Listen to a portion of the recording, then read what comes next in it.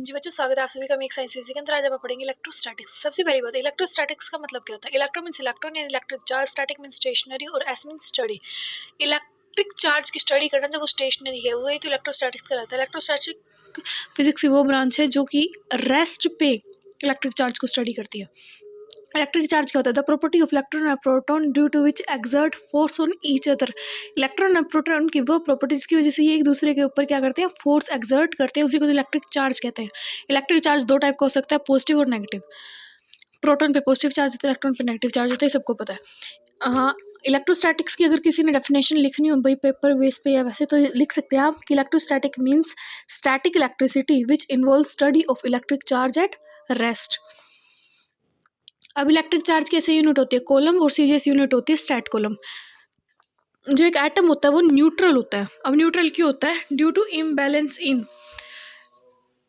To balance in number of electron and proton. Electron और proton के balance के कारण ये क्या होता है? न्यूट्रल होता है। अब अगर आपको इलेक्ट्रिक चार्ज प्रोड्यूस करना है इसके अंदर से, तो ये क्या होना चाहिए? न्यूट्रल नहीं होना चाहिए। न्यूट्रल कैसे नहीं होगा? जब भी इसके अंदर बैलेंस नहीं होगा। Production of electric charge, if we will to produce net electric charge, then there will be imbalance between number of electron and number of proton, which term will be produce due to exchange of electron. Electron का जब एक side से दूसरी side exchange करेंगे, एक atom से दूसरे atom में एक्सचेंज करेंगे, तब उसके अंदर क्या पैदा हो जाएगा? इलेक्ट्रिक चार्ज पैदा हो जाएगा। Exchange of electrons means origin of electric charge. ये पॉइंट ब्लैक में ध्यान से देखो इस पॉइंट को। Exchange of electron means origin of electric charge, important point है भैया। उसके बाद आप पढ़ेंगे quantization of electric charge. Only integral number of electron exchange from one atom to another. सबसे मेन बात यह है कि इलेक्ट्रॉन 1 2 3 4 ऐसे ही चेंज होंगे। फ्रिक्शन में कभी भी इलेक्ट्रॉन का एक्सचेंज नहीं होगा। अब यहाँ पे दो एटम लिए, इन डब्बों को एटम मान लो एक बार के लिए। एक एटम में है 30 इलेक्ट्रॉन और 30 प्रोटॉन, और दूसरे एटम में है 40 इलेक्ट्रॉन और 40 प्रोटॉन। अब 30 पॉजिटिव चार्ज है, 30 नेगेटिव चार्ज है, नेट क्या हो गया? 0। 40 पॉजिटिव है, 40 नेगेटिव है, नेट क्या हो गया? 0। अब आपको क्या करना है? इसके अंदर प्रोड्यूस करना है करंट को। तो आप क्या करेंगे? इलेक्ट्रॉन का एक्सचेंज करेंगे। आपने क्या किया? यहाँ से एक इलेक्ट्रॉन उठा के इस एटम में डाल दिया। यहाँ क्या हो गए? 29 इलेक्ट्रॉन हो गए, 30 प्रोटॉन हो गए, नेट क्या आ गया? +1 चार्ज आ गया। इसके ऊपर देखो 41 इलेक्ट्रॉन हो गए, 40 प्रोटॉन हो गए, -1 आ गया। क्योंकि सबको पता ही होगा electron negative charge, proton positive charge. E यहाँ चार्ज को डोनेट कर रहा है। यहाँ आप ध्यान से देख सकते हैं, मैंने लिखा है 30 इलेक्ट्रॉन यानी -30 ई का मतलब यहाँ सीधा सीधा चार्ज से है। ये ना कहें कि भाई मैम ऊपर भी ई नीचे भी, हम कैसे कि भाई इलेक्ट्रॉन है प्रोटॉन, आपने गलत तो नहीं लिख रखा? बिल्कुल भी गलत नहीं लिखा हुआ है। प्रोटॉन के लिए आगे यहाँ लिखा हुआ है 30 इलेक्ट्रॉन यानी 30 - ई, 40 प्रोटॉन 30 प्रोटॉन +30 ई। कंफ्यूज ना हो। अब जैसे कि आपने पढ़ा कि इलेक्ट्रॉन जो है वो चेंज कभी भी फ्रैक्शन में नहीं होगा। इसकी वजह से क्यू हमेशा +-NE ही रहेगा, कभी भी फ्रिक्शन में नहीं जाएगा। To make 1 coulomb charge in 1 atom, how many electron are exchange. किसी भी एटम के अंदर 1 कूलम चार्ज को प्रोड्यूस करने के लिए कितने एटम को चेंज करवाना पड़ेगा? Q = +1 कूलम, Q = NE, ये अपने पास फॉर्मूला है। तो 1 कूलम क्या हो जाएगा? N × E। E इलेक्ट्रॉन का चार्ज 1.6 × 10⁻⁻19 कूलम। C से C कट गया, N को आप इधर ले गए, 1 को इधर ले आए, 1 बाय में 1.6 × 10⁻⁻19। और इसको जब आप सोल्व कर देते हैं तो N की वैल्यू आ जाएगी 6.25 × 10⁻18 इलेक्ट्रॉन। यानी 1 कूलम चार्ज प्रोड्यूस करने के लिए 6.25 × 10⁻18 इलेक्ट्रॉन को एक्सचेंज करवाना पड़ेगा। यहाँ आपको एक क्वेश्चन दिया हुआ है कि भाई A से B के अंदर 10⁻6 इलेक्ट्रॉन जा रहे हैं पर सेकंड। तो यहाँ मिल गया आपको 10⁻9 इलेक्ट्रॉन जा रहे हैं 1 सेकंड में। एक इलेक्ट्रॉन कितने सेकंड में जाएगा? 1 बाय में 10⁻9।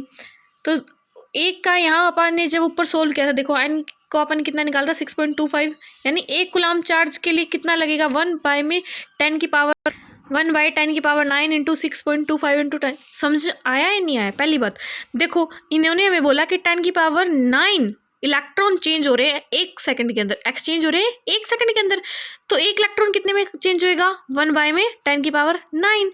तो 1 कूलम पैदा करना पड़ेगा। 1 कूलम में कितने इलेक्ट्रॉन चाहिए होते हैं? 6.25 × 10⁻18।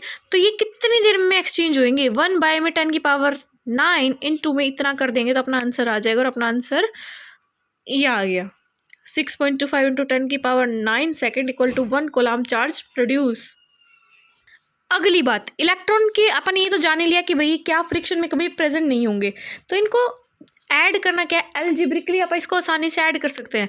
एडिविटी ऑफ इलेक्ट्रिक चार्ज को आप कैसे ऐड कर सकते हैं, एल्जेब्रिकली। अब ये एटम था, इसके अंदर -5 कूलम्ब चार्ज यहाँ था, -1 यहाँ था, +3 यहाँ था, +2 यहाँ था, प्लस इन दोनों को पहले प्लस कर दिया, 5 आ गए, ये 6 आ गया, 6 में से 5 गए 1, -1 कूलम्ब आ गया। यानी आप इसको एल्जेब्रिकली आसानी से ऐड कर सकते हैं। आगे इस चैप्टर का सबसे मेन पॉइंट आता है कूलम्ब्स लॉ। कूलम्ब्स लॉ क्या कहता है? कूलम्ब लॉ हमें ये बताता है कि जो फोर्स ऑफ इंट्रैक्शन, पहली बात तो इंट्रैक्शन क्या होता है, अदर कुछ भी हो सकता है, अट्रैक्शन हो रही हो या रिपल्सन हो रही हो, दोनों में से कुछ भी हो सकता है, तो उसके लिए अपन एक वर्ड यूज कर दिया इंट्रैक्शन।